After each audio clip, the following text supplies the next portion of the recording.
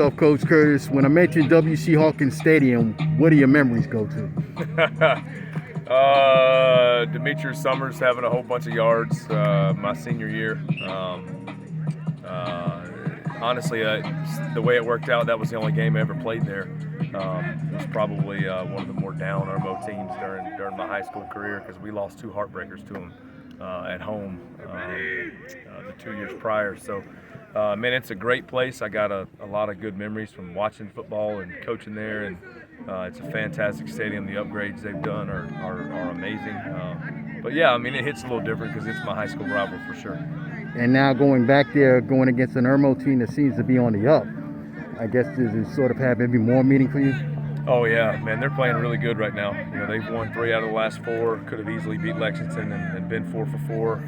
You know, they had the one hiccup against South Florence, but they've been really sound since then, and they've put a lot of points on the board. They're a chunk play offense, and they don't have a whole lot of methodical drives, but man, they find a way to get chunk plays and to beat you over the top, and the quarterback moves around really well. We're going to have to play our best game on defense of the year for sure.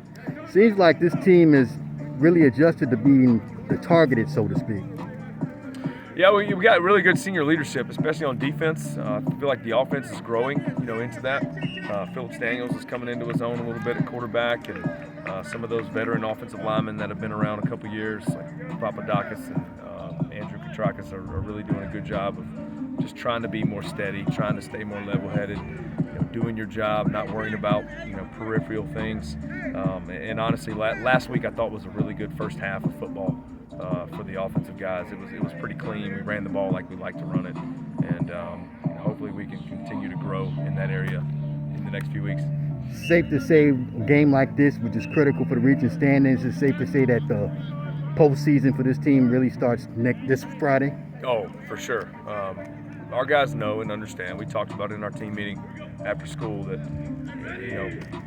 in all probability, this is for the region title, and the winner probably gets 3 home playoff games, and the loser might only get 1, and that's a big deal, in the playoffs, having to go on the road like that in the second round to a potential 1 seed.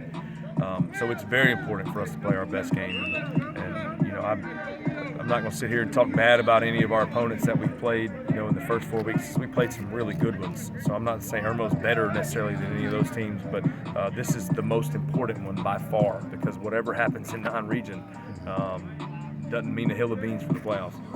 How ready is this defense going against an Irmo team that can really stretch the ball, both passing and rushing? I think our kids are confident. This is probably the most complete secondary that we've had in the 3 years that I've been here. So we feel like our strength, matches up well with their strength. But at the same time, you got to go out there and execute. You got to go out there and play. And anytime you got a quarterback that can extend the plays with his feet like he can and stretch the field vertically like he can, you really have to be disciplined. And you really have to be on your toes. So our guys need to have a great week of practice. Who's been the one guy on your team that's really been the most improved? Oh, most improved. I can say that the biggest surprise has been one of our safeties, Malik Hayward, number 11. He's got 5 or 6 interceptions on the year. He didn't come to us until mid-June, and we didn't really know what to make of him early, and it took him a little while to kind of get caught up in how we do things. But man, he's had an unbelievable impact on our secondary, and he's got so much flexibility that he can play free safety, and he can also play corner. And so he just provides such a spark and such depth. He's got great length. So I'm gonna go with Malik.